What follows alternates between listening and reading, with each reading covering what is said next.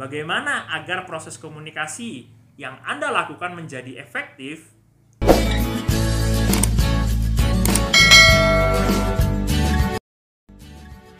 Pagi, Assalamualaikum warahmatullahi wabarakatuh.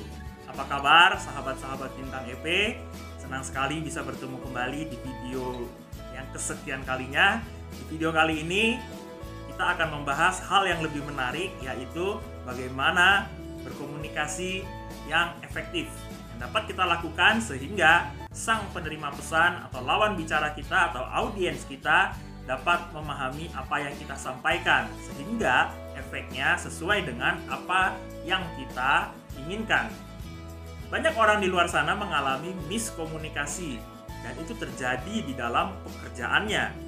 Atau mungkin Anda juga pernah mengalami miskomunikasi di dalam hubungan personal Anda. Lalu apa akibatnya? Apakah orang yang Anda ajak bicara memahami apa yang Anda sampaikan? Atau justru berbeda? Nah, kita menginginkan tujuan komunikasi kita adalah A. Sedangkan yang dipahami atau yang dilakukan si lawan bicara atau audiens adalah B. Jadi, yang kita maksudkan berbeda dengan apa yang orang lain atau si lawan bicara atau audiens kerjakan. Pernahkah juga Anda mengalami miskomunikasi seperti yang dimaksudkan tadi? Jangan takut. Karena memang banyak orang, banyak proses dan kejadian di muka bumi ini, 70% proses dari komunikasi itu adalah failed atau gagal dalam berkomunikasi. Akibatnya apa? Orang yang kita ajak bicara, siapapun dia, baik lawan maupun audiens kita, gagal memahami pesan yang kita sampaikan. Hasilnya, gagal juga memahami apa yang kita inginkan, sehingga tujuan tidak tercapai. Apalagi jika pembicaranya tentang organisasi, pembicaraannya tentang pekerjaan, tentang bisnis, dan lain sebagainya. Akibatnya miskomunikasi menjadi tidak tepat. Coba bayangkan, kalau Anda sedang membicarakan tentang bisnis, lalu miskomunikasi terjadi di dalam pembicaraan tersebut. Apa akibatnya? Pasti pekerjaannya berulang, persepsi pasti terjadi. Yang ketiga, kos biaya membengkak. Yang keempat, pekerjaan menjadi lamban. Dan yang kelima, tentunya menjadi tidak efektif. Ya kan? Nah, maka dari itu, bagaimana agar proses komunikasi yang Anda lakukan menjadi efektif? Saya akan berikan solusi simpel, yaitu rumus komunikasi efektif. Apa itu? Menurut Laswell, salah satu pakar komunikasi dunia, ia mengatakan proses komunikasi yang dilakukan dengan hukum prinsip komunikasi efektif, bunyi hukumnya adalah siapa menyampaikan apa, melalui media apa, kepada siapa, dan efeknya bagaimana. Jadi maksudnya sang pengirim pesan atau kita sebut dengan sender mengirimkan pesan atau message-nya melalui media kepada penerima pesan atau si receiver, dan bagaimana efek yang dihasilkan. Apabila efek yang dihasilkan sesuai dengan apa yang Anda sebagai sender inginkan, maka proses komunikasinya berjalan efektif dan tujuan komunikasinya pun tercapai. Namun kebanyakan apa yang dimaksud oleh pengirim pesan beda dipahami oleh sang penerima pesan dan berefek kepada eksekusi yang dilakukan si penerima pesan. Contohnya, seorang atasan mengirimkan pesan online kepada para bawahannya, yang para bawahannya di mana statusnya masih baru bekerja di kantornya.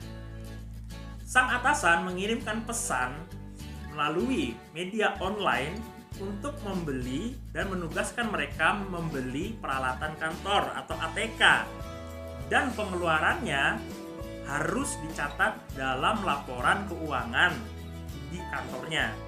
Ketika sang atasan tiba di kantor dan memeriksa laporan keuangan yang telah dikerjakan oleh anak buahnya yang masih baru tersebut, yang telah dirinci oleh anak buahnya yang masih baru tersebut pula, ternyata bukti struk pembelian ATK tidak dilampirkan dalam laporan keuangannya. Mana bukti struknya? Tanya atasan. Oh, pakai bukti struk ya Pak? Saya nggak tahu kalau harus pakai bukti struk. Bapak nggak bilang. Jawab sang anak buah. Lalu tanya lagi sang atasan. Kamu ini gimana sih? Yang namanya laporan keuangan harusnya kamu tahu bahwa bukti struk itu harus dilampirkan setiap membeli apapun. Jawab sang atasan. Kalau sudah begini, dari cerita di atas tadi, siapa yang bersalah? Siapa yang harusnya bertanggung jawab? Nah, tentu ini bukan soal siapa yang salah, akan tetapi poinnya adalah efek yang dihasilkan menjadi eksekusi atau action atau tindakan yang dilakukan si anak buahnya berbeda dengan apa yang diinginkan oleh atasan sebagai sang pengirim pesan.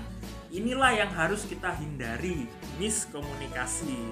So simple, bicara komunikasi adalah bicara tentang efek yang dihasilkan. Tidak tergantung kepada setinggi apapun gaya bahasa kita, cerdas apapun kita, selevel jabatan kita, level pendidikan kita.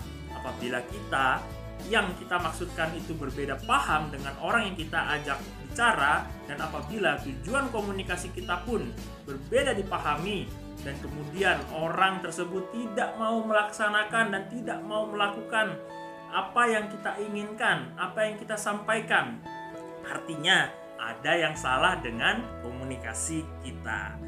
Nah, jangan-jangan proses komunikasi yang dilakukan belum efektif sesuai dengan prinsip komunikasi efektif yang saya maksudkan tadi. Komunikasi efektif berjalan dengan baik apabila sender mengirimkan pesan melalui media kepada sang penerima pesan atau receiver, kemudian efek hasilnya dipahami dan dapat dilakukan dengan tepat oleh sang receiver.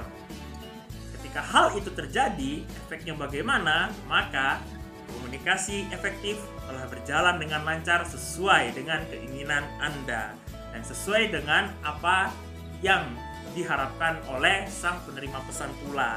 Silakan tanya kepada diri masing-masing, seberapa efektifkah proses komunikasi yang sudah Anda jalankan selama ini?